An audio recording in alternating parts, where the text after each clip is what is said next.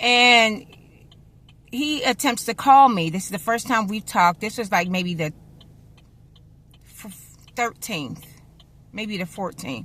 He called me. That's how I knew it was a guy. And in the process, I gave him my name and asked him his name. And he told me who he, gave me his name. And we talked. And he was like, well, you should have an email, with, it's showing that it's pending. And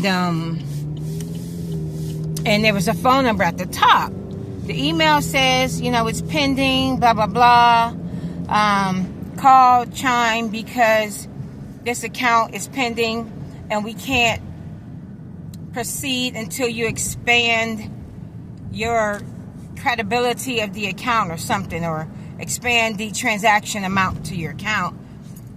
That person, has to send you $500 in order to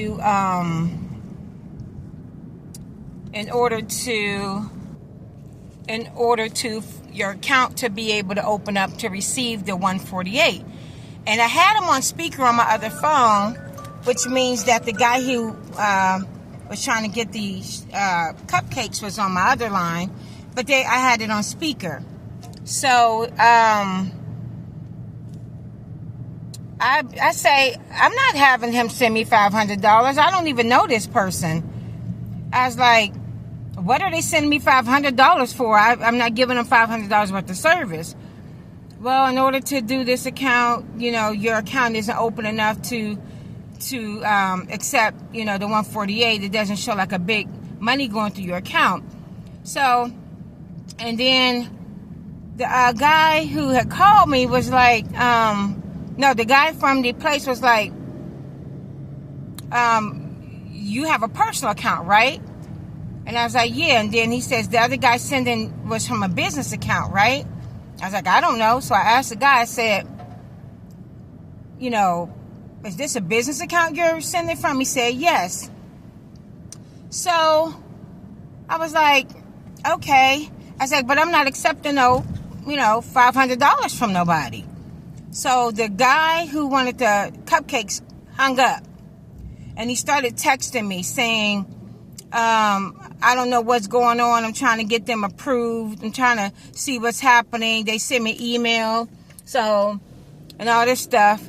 And then he's like, I just know we got to follow protocol in order to, get this done. So I'm like, nah, this don't sound right. So I hung up with the supposedly Chime app. And so the guy's texting me, come on, we need to get this done. I need it. And I'm like, right now he's sounding desperate. Now I had already lost trust. So later on, he's like, I need to send you this $500. I was like, no, don't send it. I'm not accepting $500. In the meantime, when we was on the phone, he asked me to send him a screenshot of the email that I got. I guess his email was to prove that there was, to him, or whoever he tried to report me to, that this $148 was pending. So I proceeded to send it to him. And then, he tells me, and I told him, I said, this is getting too much. I said, I'm going to refer you to one of my business partners who can maybe help you. What are you talking about now? You're sounding fishy. How am I supposed to get my money? My $140-something. Oh, and he's like, how am I going to get my $148? And I was like, well, I'm assuming because it's pending and I didn't get nothing, it's going to go back to your account. So he's like, no, you sounding fishy. I don't like that. I need my cupcakes. I showed my daughter the receipts of payment to you, and she's looking forward to her cupcakes. This isn't cool. And I was like, you know what? I'm not doing this with you. And I'm going to eventually put some of the text messages here and there because I had gave him information of my delivery driver and the phone number, and I don't want that exposed. So I'm going to put most of the text messages up. I was trying to do a video. If I can figure out how to edit the video and get it out of there, I'll show you. But, and then he had, and there was like, scammer. I was like, I'm not a scammer, you are. He's like, you are. And you had to know to call me a bitch because he was mad he couldn't get my money. And I was like, he's like, you're a scammer.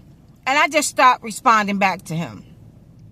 Little did I know that the fake Chime place, well, first I ended up calling Chime. I got into my Chime account, and they don't leave a number. They have it where you message them and one of their colleagues call you.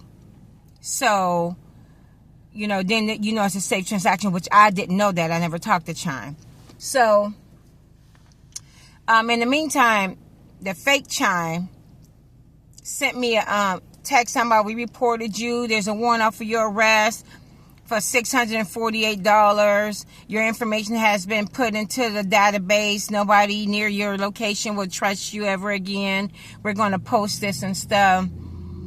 And I didn't even, feed into it or whatever. I knew they were trying to scam me. If you're trying to scam me, how you going to post my stuff? Because you're the scammer.